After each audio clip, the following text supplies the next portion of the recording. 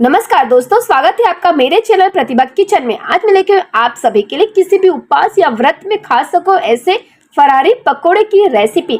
Normal तो वैसे ही हमारे घरों में पालक, मेथी, आलू के सभी के पकोड़े बनते होते हैं, बट ये पकोड़े अगर हम किसी भी उपवास व्रत में बनाएंगे, उपवास वाले तो खाने ही वाले, बिना उपवास वाले भी टूट पड़ेंगे। आप उपवास तो छोड़ो, ऐसे भी इसको बनाना जरूर प्रिपेयर करेंगे क्योंकि इतना टेस्टी ये बनके रेडी होता है। तो उसके लिए चलिए आप मेरे किचन में। तो यहाँ पे मैंने लिया हुआ सिंघोड़ा का आटा। नॉर्मली हर जगह पे सिंघोड़े का आटा मिलता है, ये इस पास में खाया जाता है। यहाँ पे मैं 200 ग्राम सिंघोड़ा का आटा लूंगी। किसी भी ग्रोसरी शॉप में आराम से आपको ये मिल जाएगा। तो यहाँ पे मैंने 200 ग्राम के पैकेटिंग लिया है। नॉर्मली इस तरह से पैकेट में ही आता है सिंघोड़े का आटा।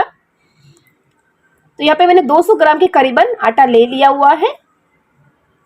अब इसी के अंदर डालूंगी फ्लेवर के लिए 2 टेबलस्पून अदरक और हरी मिर्ची का पेस्ट। आप ग्रेट करके भी डाल सकते हैं यहाँ पे अदरक और हरी मिर्ची।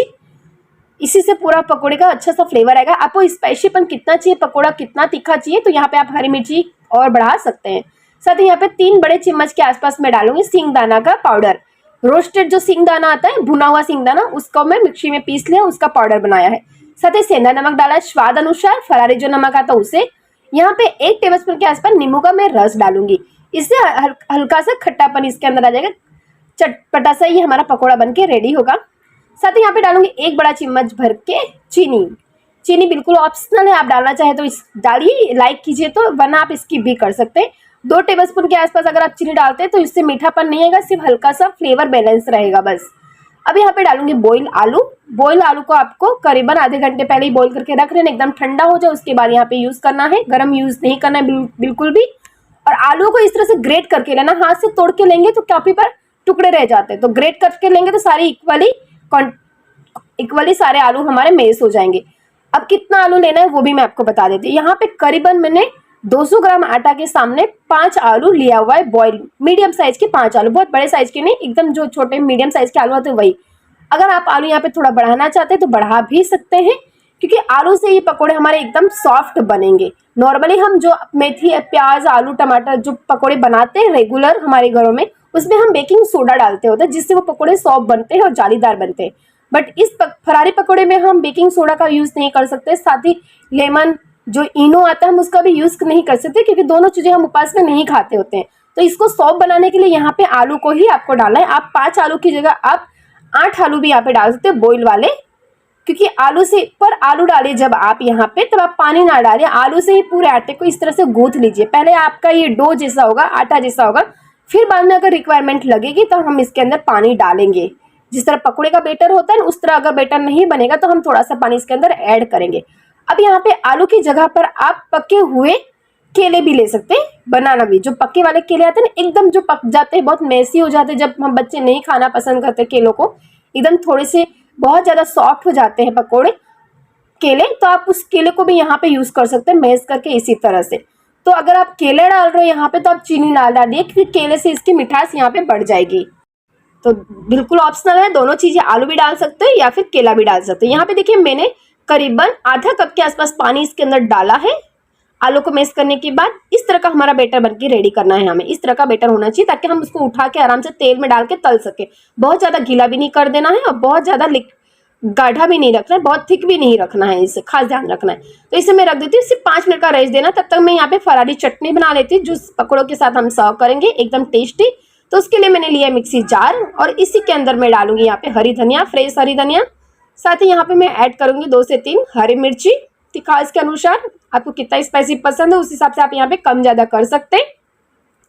साथ ही यहाँ पे मैं डालूंगी अदरक के टुकड़े 2-3। जो चीजें हम उपवास में खाते हैं सारी चीजें आपको यहाँ पे डालनी है। अगर कुछ चीजें आप इसमें से नहीं खाते तो आप उसे स्किप करके भी बना सकते हैं इसे। साथ ही यहाँ पे 2 टेबलस्पून के आसपास सिंगदाना डालूंगी, रोस्टेड सिंगदाना, जिसका मैंने छिलका निकाल लिया है। और सेंधा नमक डालूंगी स्वाद अनुसार, टेस्ट अकॉर्डिंग स्वाद अनुसार नमक डाल दूंगी। साथ ही आधा नींबू का रस डालूंगी। यहाँ पे नींबू के रस की जगह पे आप दही भी डाल सकते हैं, दोनों ऑप्शनल है। आप कोई एक चीज यहाँ पे डालिए, दही या नींबू का रस। यहाँ पे साथ ही 1 से 2 टेबलस्पून पानी डाल के इसको मैं अच्छे से फाइन पेस्ट बना लूंगी। इसके अंदर मैंने आधा टेबलस्पून जीरा भी डाला है, जो वीडियो क्लिप रह गई यहाँ पे क्लिक करना। अब देख लीजिए मेरी फाइन चटनी एकदम बन के रेडी हो चुकी है। फरारी चटनी एकदम चटपटी बनी है, पकौड़ों के साथ इसका खाने का मजा दुगना हो जाएगा। और जो भी बेटर लगा हुआ है मिक्सी जार में उसमें भी मैं हल्का सा पानी डाल के उसे भी यहाँ पे डाल दूंगी। वेस्ट बिल्कुल भी नहीं करना है। तो देख लीजिए फाइनली हमारी चटनी बनके रेडी हो चुकी है। इसकी थिकनेस देख सकते हैं, ना ही बहुत ज्यादा गाढ़ा है ये, नहीं ही बहुत ज्यादा पतली है। अब चलते हैं पकौड़े फ्राई करने के लिए। पकौड़े आप तुरंत फ्राई कर सकते हैं, रेस्ट करने की बिल्कुल भी जरूरत नहीं। यहाँ पे मैं सिर्फ चटनी बनाते वक्त ही मैंने रेस्ट दिया है सिर्फ 5 मिनट का।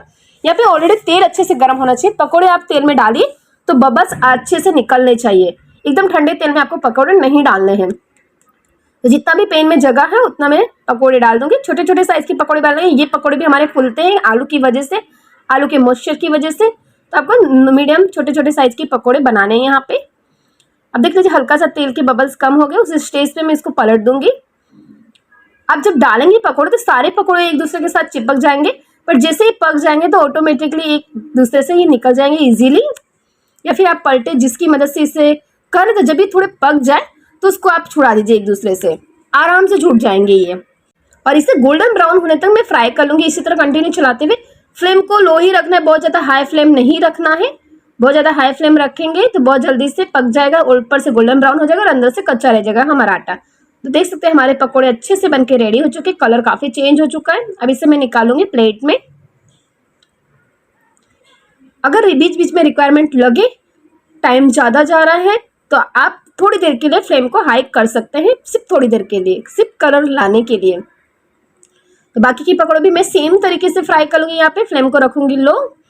स्टार्टिंग में फ्लेम को आपको लो ही रखना है। बाद में अगर रिक्वायरमेंट लगे करीबन 2 मिनट आप इसे फ्राई कर लीजिए। उसके बाद भी अगर ऊपर गोल्डन ब्राउन कलर नहीं आए तो आप थोड़ा सा हाई फ्लेम करके उसे गोल्डन ब्राउन कलर ले आइए और हमारे पकौड़े बनके रेडी हो जाएंगे। तो देख सकते हैं बाकी के भी पकौड़ों को मैं इसी तरह से यहाँ पे डाल दिया है। इसको कंटिन्यू इसी तरह से चलाते हुए पकाऊंगी ताकि दोनों साइड से अच्छे से सीख जाए। सेम प्रोसेस से मैं सारे पकौड़ों को फ्राई करके निकाल लूंगी। पर्सनली जब ये पकौड़े मैंने अपने घर पे बनाए थे सभी को बहुत पसंद आए थे, बहुत टेस्टी लगते। पर्सनली मुझे भी बहुत पसंद आए थे। मैं प्याज और टमाटर, जो प्याज आलू के पकौड़े हम घर पे बनाते हैं, मेथी के, पालक के, सारे पकौड़े आप भूल जाएंगे अगर इस तरह के पकौड़े आपने घर पे बनाए तो। उपवास में तो छोड़ा, आप रेगुलर भी इस तरह के ही पकौड़े खाना पसंद करें ताकि, और साथ ही साथ ये थोड़ा हेल्दी भी है क्योंकि हमने इसमें सिंघोड़ा का आटा लिया। सिंघोड़ा का आटा बहुत हेल्दी खाने के लिए। आप आलू की जगह इसमें केले का भी यूज़ कर सकते हैं, केला भी बहुत हेल्दी है। साथ ही साथ देख सकते हैं हमारे सारे पकौड़े फ्राई होकर रेडी हो गए। मेरी चटनी और साथ ही मैंने थोड़े फ्राई कर लिए मिर्ची पकौड़े के साथ। बहुत ही मज़ा आ जाएगा इस चटनी और फ्राई मिर्ची के साथ पकौड़े का खाने का। तो इस सावन के महीने में जरूर से इस सिंघोड़ा के आटे के पकौड़ों का एक बार ट्राई कीजिए। और बहुत सिंपल रेसिपी, सिर्फ 2 मिनट में आपका बैटर बनके रेडी हो गया और 2 मिनट में आप इसे फ्राई करके रेडी कर लीजिए। कोई भी तामझाम नहीं करना है। अगर आपको आलू भी नहीं डालना है बॉयल करना तो आपका वो टाइम भी बचेगा। आप पके केले लेकर आइए मार्केट से और उससे भी डाल दीजिए तो बहुत टाइम आपका बच जाएगा। पके केले डालिए तब यही ध्यान रखना आपको चीनी अलग से डालने की जरूरत नहीं है, वो ऐसे ही स्वीट हो जाएगा। तो फ्रेंड जरूर से इस रेसिपी को ट्राई कीजिएगा और अच्छी लगे तो प्लीज मेरे वीडियो को लाइक कर दीजिए, मेरे चैनल को सब्सक्राइब कर दीजिए और मेरे वीडियो को आपको फ्रेंड आपके फैमिली ग्रुप पे जरूर से शेयर कीजिएगा। Thank you for watching my video.